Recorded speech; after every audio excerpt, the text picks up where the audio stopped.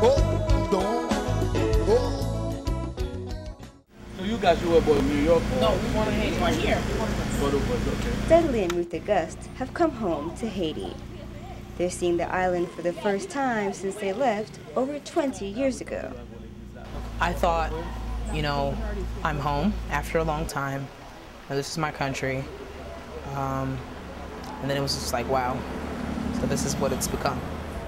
They're traveling with students from the alma mater, Howard University, and University of Maryland. The group flew into the Dominican Republic and took a 3-hour bus ride into North Haiti. Well, this is real now, you know, it's not just, you know, something we talked about in class or get prepared for. This is definitely the real reason why we came. For Studley, the first images of Haiti she saw were shocking. A Haiti very different from what she remembers. She'd braced herself for the destruction caused by the earthquake, but not for the island's blatant poverty. The children begging at the between the border.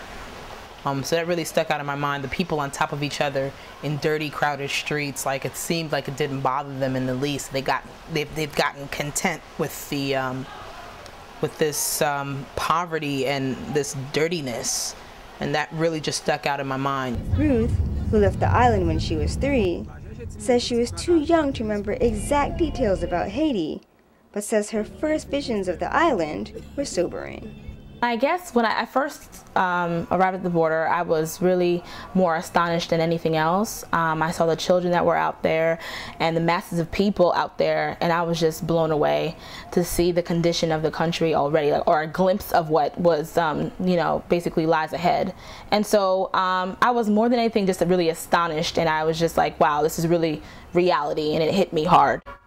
Nous avons plus de 500,000 personnes qui mourent dans le tremblement de terre. If you listen to the press, they were saying 150,000 people died. In Haiti, said 500,000 people died. Parce que le gouvernement n'a pas de système de contrôle pour connaître les gens qui mourent. The government doesn't know how to go about accounting for the dead. Et deuxième bagaille, nous avons plus de 300,000 blessés. About 200,000 were wounded. Et journée aujourd'hui Haïti pour faire face à côté qu'il y a plus de monde qui endommagé, pieds coupés, bois coupés, tout partout. And as far as people that are crippled, the number is countless. The group visited l'Hôpital Sacré-Cœur, a hospital in North Haiti that received earthquake victims from Port-au-Prince. The hospital received 800 victims here. Plus parents en pile en victime. Plus the parents of the children here. L'hôpital là, puisque lui trop petit pour accueillir toutes les victimes ça. Since the hospital wasn't equipped enough to receive all these people, ils ont été obligés de prendre l'école, ça n'a pas gardé là, qui c'est l'école nationale d'application. They have to take the school behind you to accommodate some of the victims. The helicopters do about more than a dozen trips a day to bring people. Et donc c'est ça fait séparer.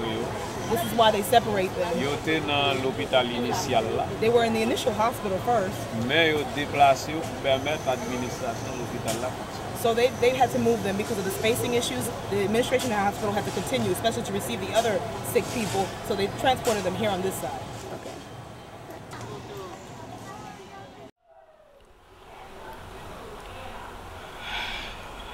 Seeing those people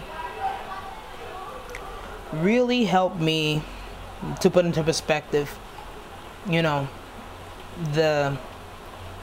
how much the effect of that earthquake. When we came into the hospital and we first went to the children's ward, it wasn't so bad. But when we got into the adult ward, to see, you know, people with limbs cut off, and it's not because they were sick before, to see people, you know, missing arms and having to be on machines to go to the bathroom, that hit home real fast. But for the Auguste sisters, their most memorable experience was going into communities in North Haiti and speaking with people in the villages who gave first-hand accounts of the earthquake. Studley spoke to Jacques Joseph, an earthquake survivor who'd been in Port-au-Prince the day of the earthquake. After the earthquake hit, He and his family came to North Haiti. A lot of dead people on top of each other, basically, in the street, in that short moment of time. That really saddened everyone. It really saddened me personally. Community leader Judy Festuel says one issue affecting North Haiti is the threat of another earthquake, like the one that ravaged Cape Haitian in 1842. He feels like given past history and the geography of the land, North Haiti could be next. He says what Haiti needs is stronger buildings to avoid a repeat of the type of damage that happened in the January earthquake. Ça veut dire c'est des gens qui marchent avec psychose de peur. You know, these people are walking around psychologically traumatized. Tout haïtien qu'on y a au père béton. You know, most Haitians right now are afraid of being inside of a building. Moi, je pense tout autant nous avons des techniques pour construire l'autre, je pense c'est la bonne pour la petite et la fondamentale. The more that we're able to build new structures and new building types, it'll be fundamental to the development of the country. Some of the buildings that need the most improvement are the schools. Some schools in the area don't have any walls. School Administrator Pierre Abraham says the biggest problem facing schools in Haitian is not having enough room for all the students.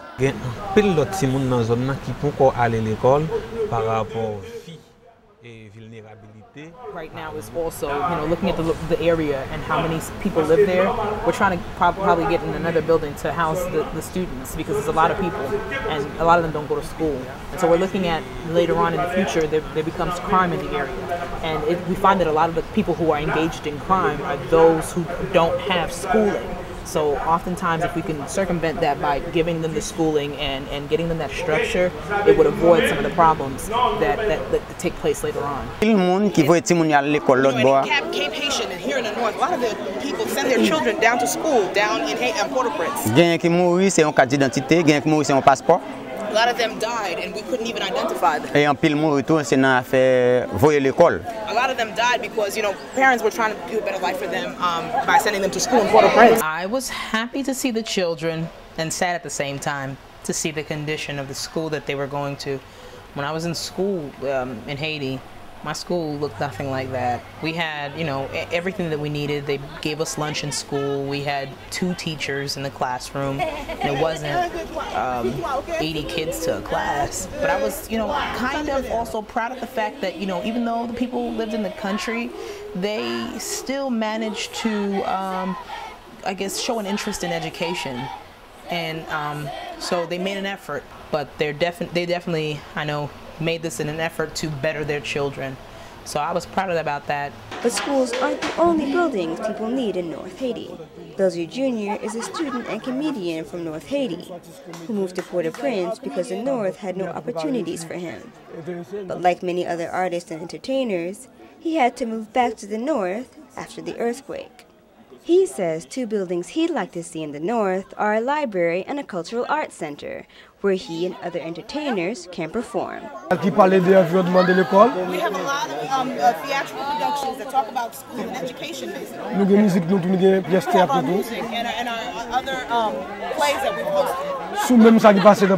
That's what's happening in the country, in the culture of the country. But we can't put it out because we don't have the production that we need. The guests say out of all the places they visited, they felt most fortunate to go back to the people in the communities, hear what they needed, and offer help where they could. I see how these people really needed me and anyone else possibly to give whatever they could. And so I felt as if, I was needed here and I have a purpose in Haiti. And so that's why I want to come back. Then it's not going to be as strong. While this trip was their first time back to Haiti in more than 20 years, both sisters say their next trip to the island will be much sooner. And they'll be back not just to help the communities, but also to reconnect with the Haitian people. We're going to pray for God to tie us together. Et prochaine fois nous retourner encore, là va pisser pour la gloire de Jésus. Next time come back, the friendship will be even stronger in the name of Christ. God bless you all. Amen. Amen.